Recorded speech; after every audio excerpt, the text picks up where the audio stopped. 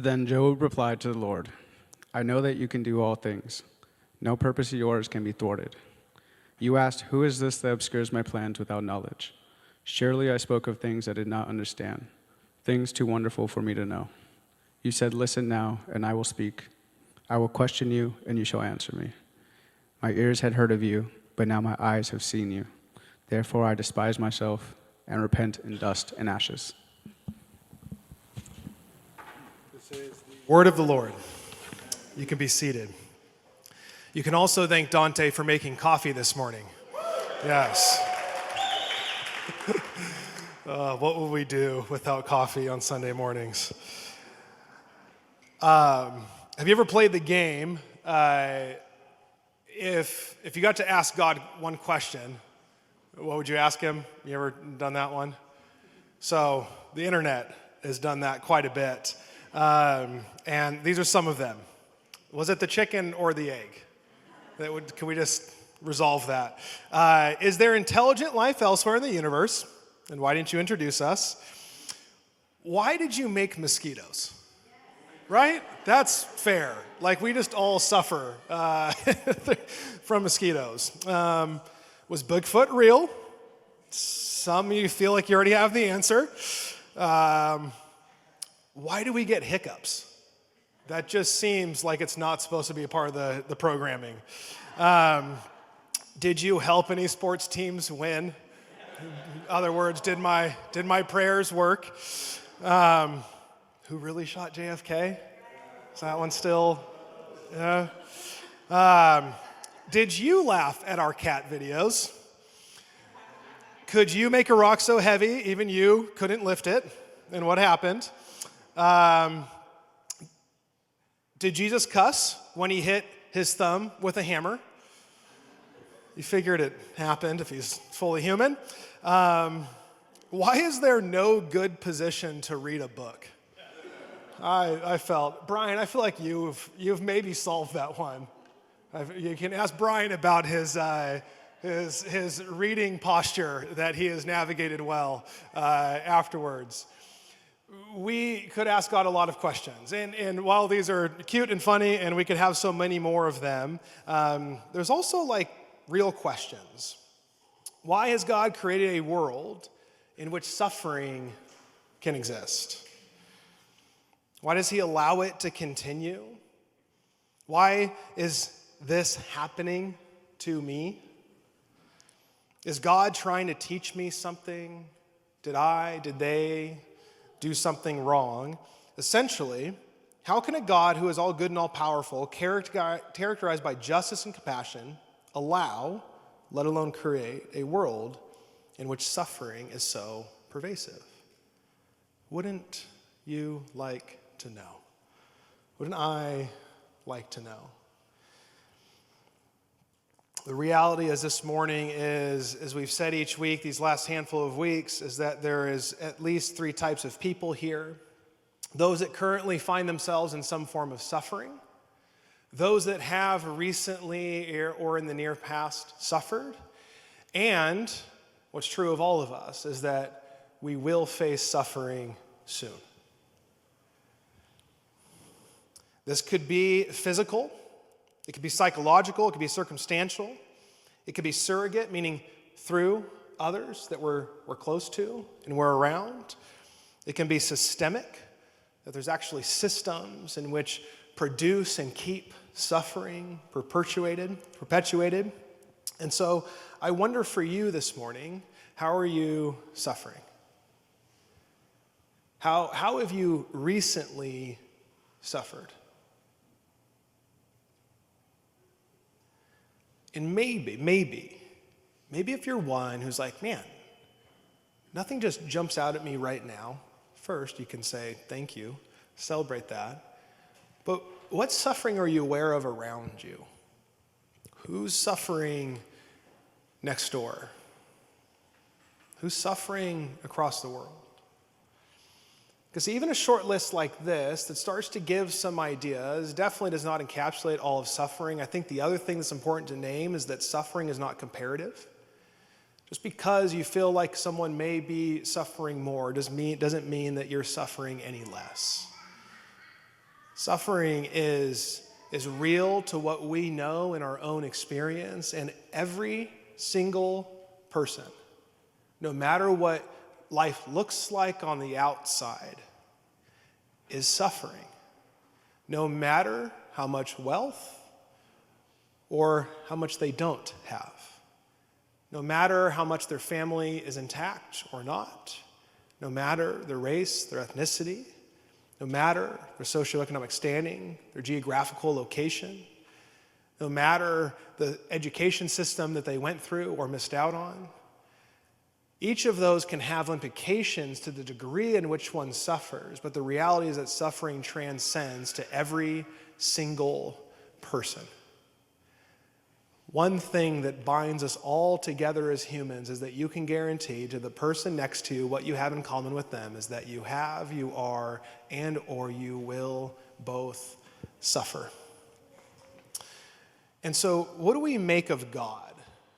We've been asking the question of can we trust God as we look through the book of Job.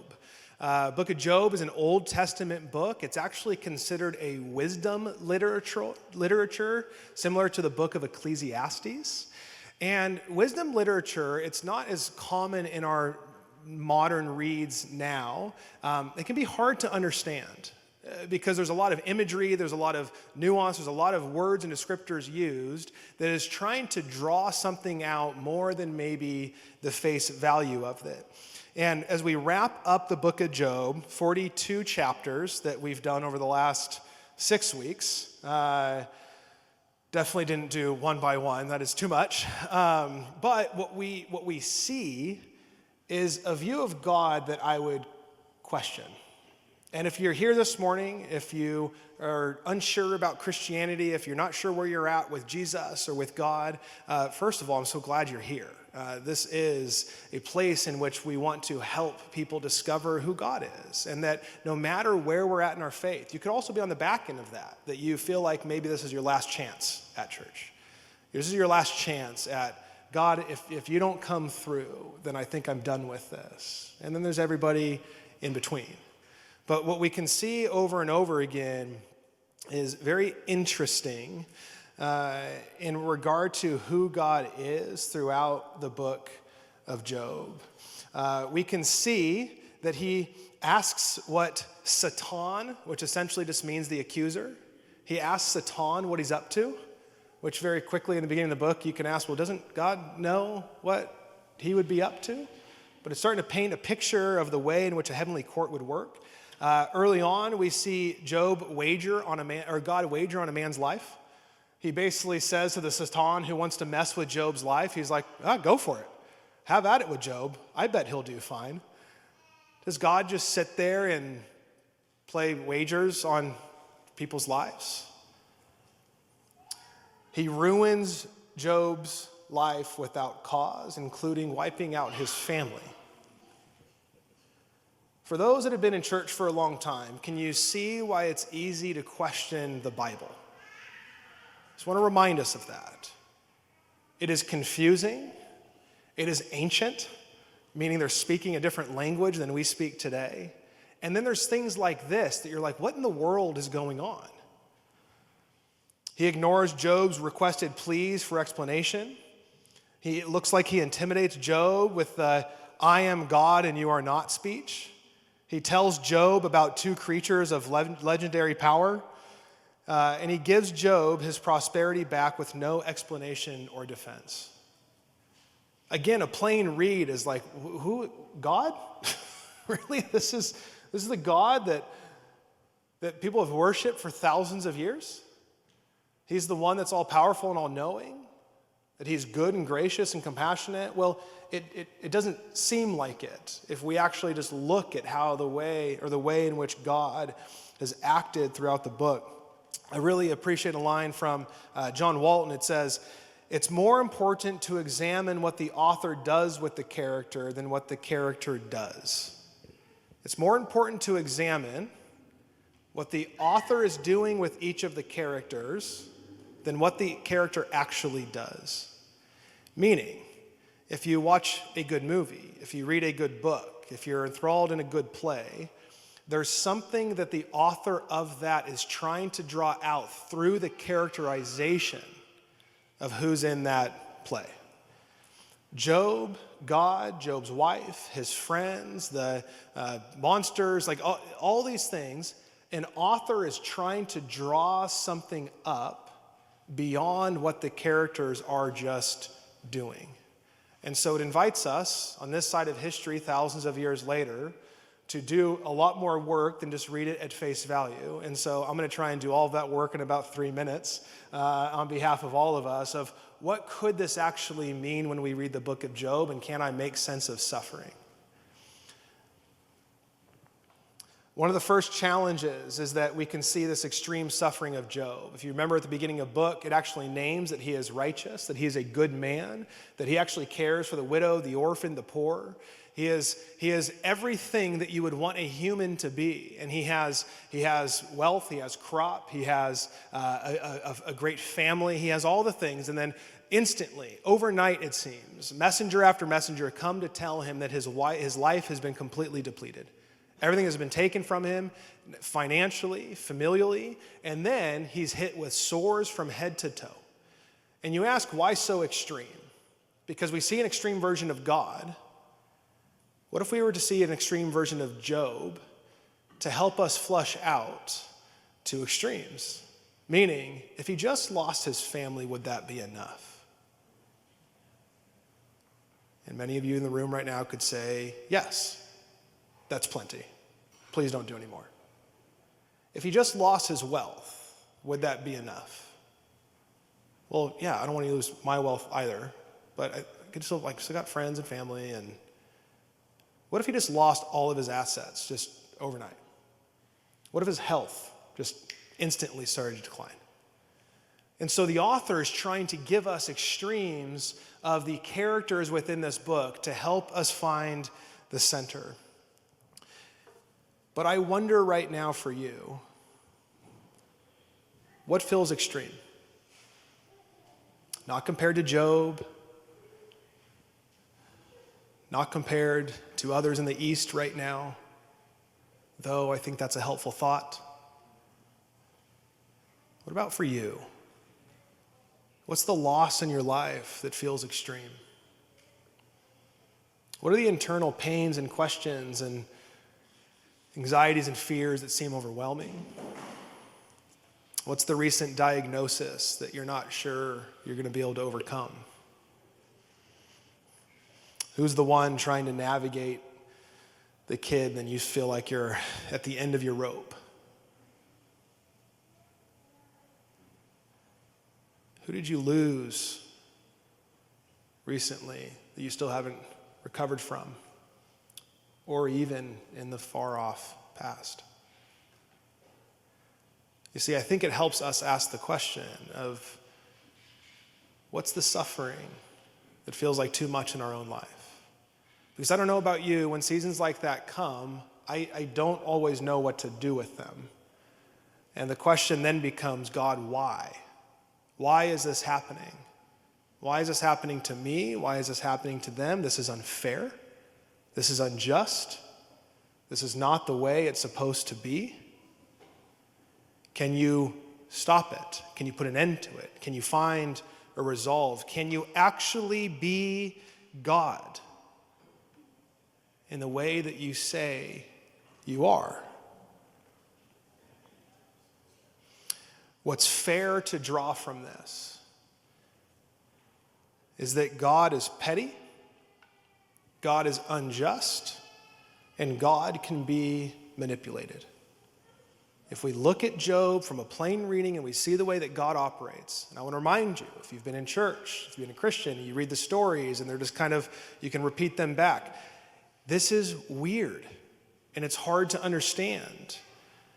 And you can make very quick reason of why God can feel so far off and distant when we're trying to understand him through an ancient text. And through this, he seems petty, meaning he's over attentive in lives. Oh, you've messed up? Let me just cause some pain in your life. Let me teach you a lesson real quick. That would be true of those who maybe feel like, oh gosh, this is because I watched that Game of Thrones season. I shouldn't have done that. This is payback. I knew I should have closed my eyes in scenes. God is unjust. If God is good, why is this bad? If he's all powerful, then why doesn't he make everything right?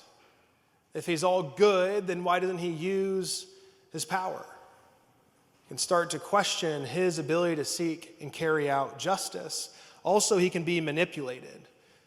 This starts to look like if I just say the right apologies, if I just do the right things, if I just become a religious person that looks like I have all things together, then therefore God will deliver these things. He will help me seek a life that is pain-free and painless.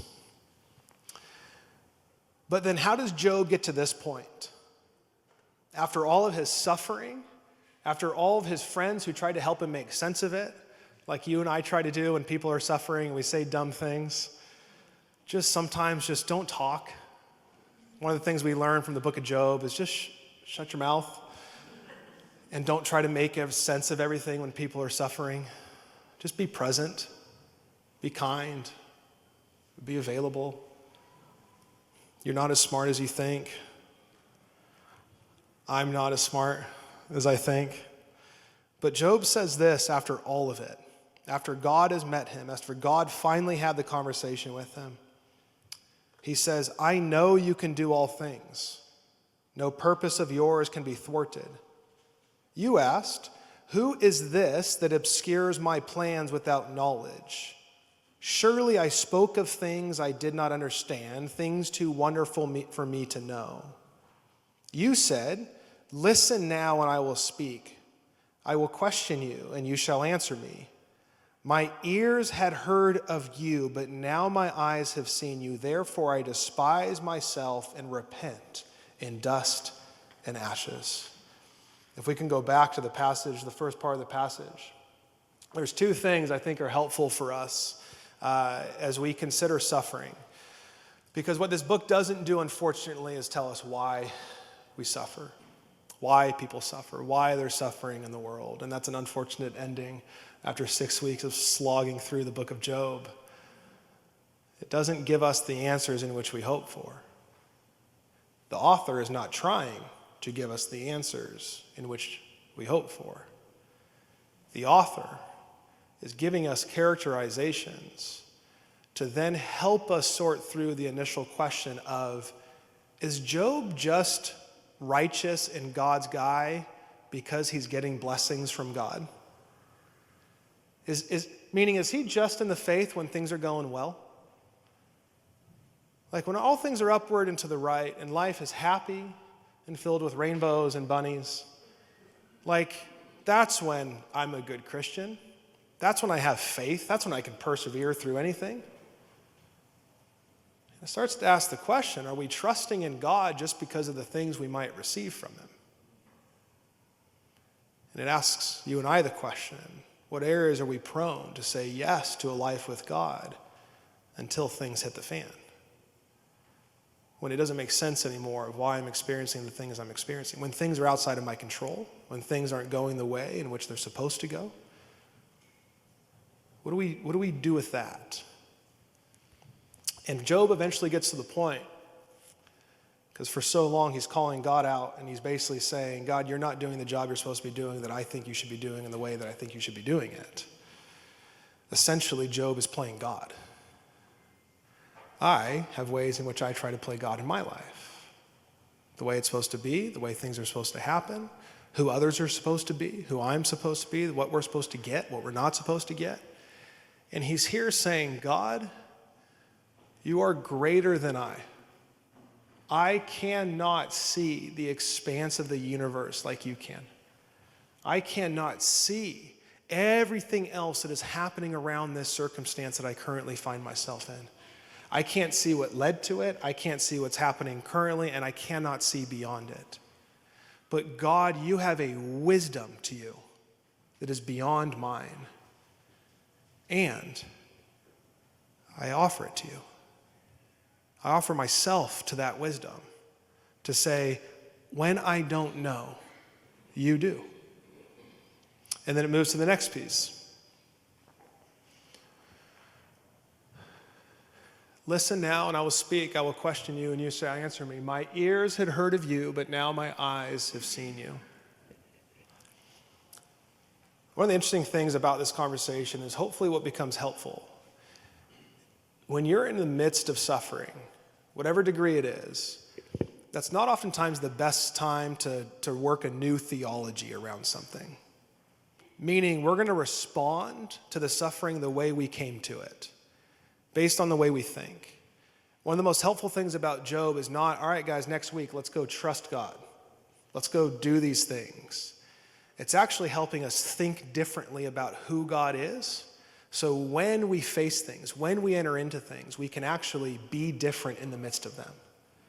And this right here, I think, is fascinating because essentially what it's saying is that there is an aspect of this that it asks humility and trust on our part, that we are not God and He is. And we sometimes just need to encounter the living presence of God.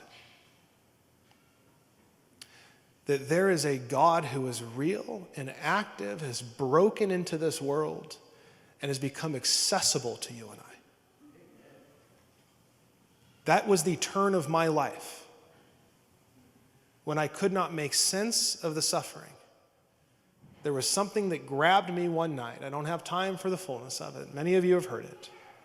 That absolutely changed the trajectory because God in that moment transcended my understanding, transcended my thought, transcended everything I thought I knew, and met me powerfully.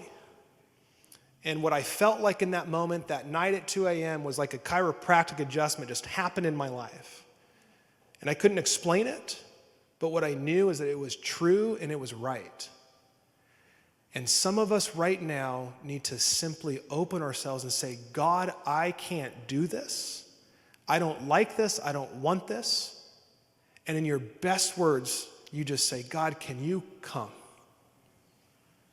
Can you meet me?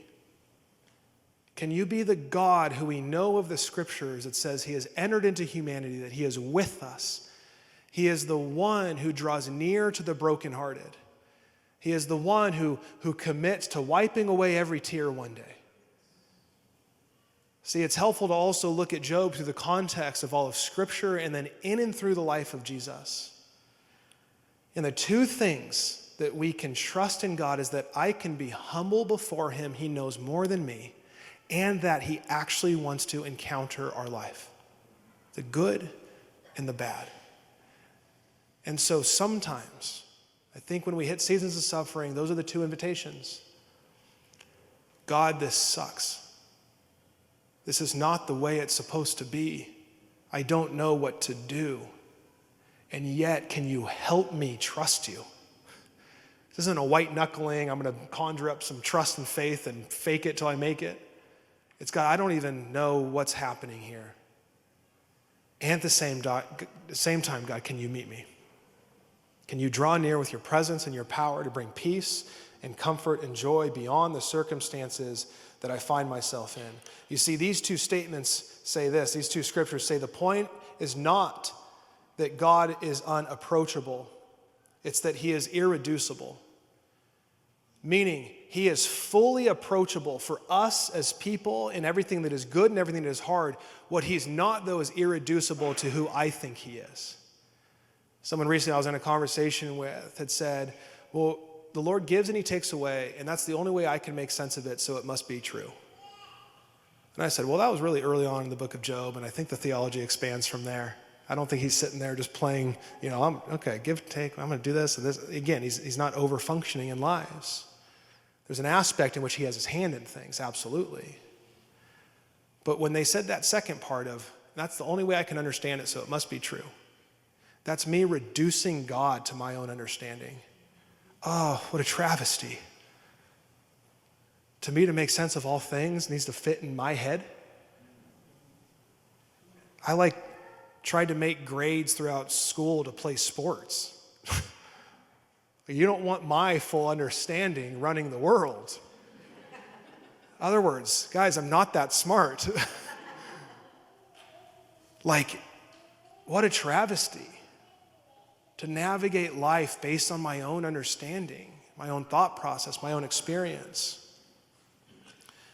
And so here's what we're going to do. We're going to invite the worship team up, and we're going to look ahead.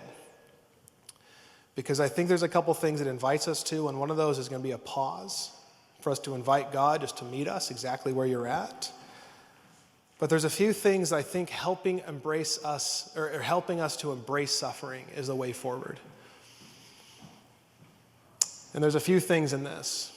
Suffering is the lot of all humanity. I think the quicker that we can get to that, the more that we can actually press through. And you know this to be true. You know the suffering that you have gone through.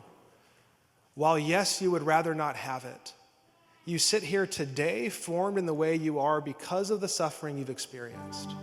And I would offer you that most, if not many, are better because of it. Now you have a choice in that. You could choose to become hardened and bitter and filled with rage. Or what it does is it actually softens you. It brings compassion into your life. You become more generous and open with your life. You're more kind. You're willing to press into justice. You're willing to come alongside others who are suffering. Is that not a better world? If everyone allowed the suffering to change them and form them and make them new people. Suffering is a contingency of creation and process, meaning that while God created, we also live in a disordered creation that is being recreated and one day will be fully back to its creation. We are in between worlds. Suffering is not intrinsically connected to sin, meaning that there are things that are connected to sin. If someone actually physically abuses someone, that does something to their body, that is an effect of sin.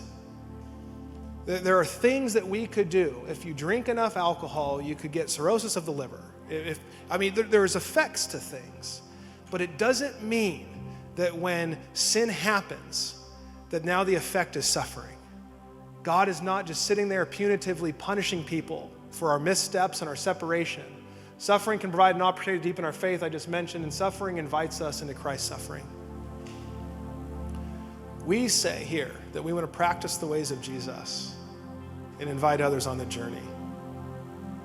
And I like to think of it as we want to be people of the scripture. We want to pray. We want to be generous with our money. We want to move towards the poor beyond ourselves. We want to practice practices like silence and solitude. We want to witness our faith. There's practices. Can I offer you another one? Suffering. The practice of suffering is one of the ways over and over again the people of God are formed more like the image of his Son. That we are becoming more like the way in which he intended for us to be through suffering. And so there's ways to say that I actually can draw closer to God because he knows the fullness of suffering and we see it in his Son. Romans 8:22-25 says this, we know that the whole creation has been groaning as in the pains of childbirth right up to the present time. Suffering is us groaning. You should be groaning because things are broken and not the way that they are supposed to be. Suffering is not God's original design. Not only so, but we ourselves who have the first fruits of the Spirit groan inwardly as we wait eagerly for our adoption to sonship and redemption of our bodies. For in this hope we are saved. Layman's terms. We get to hope in something beyond this moment, beyond this suffering, that one day all things will be made whole. And it's that hope that breaks backwards into today that gives me a joy and a faithfulness and can hold suffering in the other hand exactly as it is. I don't have to dismiss it. I don't have to run from it. I don't have to make excuses for it. I don't have to control myself or others in and through it, but I can embrace it and know that it grieves God. C.S. Lewis says, if I find in myself desires which nothing in this world can satisfy, the only logical explanation is that I was made for another world. The yearning you feel when the things are not supposed to be that way is because they're not. And it instantly communicates that there is a blueprint inside of you that says it's not. And so there must be a designer of that blueprint. And we long for that. And while we long, while we wait patiently with hope, may we also be people that can receive it and display it. Meaning that when it seems like compassion is not coming towards me, I can still be someone of compassion. When it seems like health is not moving towards me, I can still imagine ways of health for other people. When it imagines injustice in my life, I can still participate in justice for other people. That there is something of these things to be held in tension, and this is what I end with before we pause for a moment and sing. 1 Peter 3:15, but in your hearts revere Christ as Lord. Always be prepared to give an answer to everyone who asks you to give the reason for the hope that you have, but do this with gentleness and respect. Oftentimes, people think you have to now defend the Dead Sea Scrolls and make sense of dinosaurs and do all this other stuff to give a reason why God exists. What he's saying in the context of this passage is that while you are suffering, while things are not going the way they're supposed to, while you are not living into certain things because of your faith and you're being ridiculed for it, while you're experiencing everything the way it's not supposed to be, you can still say that there is something that I look forward to, and people are actually asking you why you have hope. Why? It doesn't make sense. You're suffering right now. How could you still be thinking about other people? How can you still have trust in someone beyond yourself? How can you still have an imagination for things getting better even when they seem dismal? It is because there's a hope that we have beyond this moment. And it is breaking into today. And so I just want you to pause before the team starts to play. Feel free to close your eyes if you'd like. And in the best way you know how, just allow God to come and meet you right now. Invite him into your suffering.